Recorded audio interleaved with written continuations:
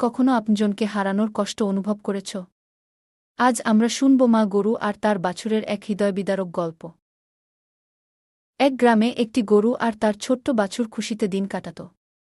মা গরুটি মাঠে ঘাস খেতে যেত আর বাছুরটি মায়ের জন্য অপেক্ষা করত।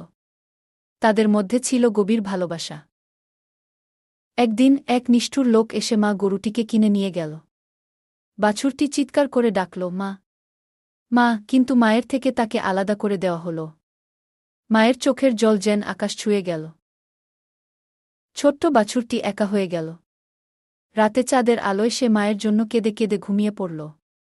না খেয়ে না ঘুমিয়ে শুধু মায়ের ফিরে আসার অপেক্ষায় রইল। শহরের এক অচেনা কোণে মা গরুটিও তার বাছুরের কথা ভেবে চোখের জল ফেলল। জীবন সবসময় সবকিছু ফিরিয়ে দেয় না, তাই আমাদের উচিত আপনজনদের মূল্য দেওয়া। ছোট্ট বন্ধুরা, এই গল্প থেকে আমরা শিখলাম মায়ের ভালোবাসা অমূল্য। কখনো কোনো প্রাণীকে কষ্ট দিও না। তাদেরও আমাদের মতো অনুভূতি আছে। সবসময় মনে রাখবে, ভালোবাসাই জীবনের মূল শিক্ষা।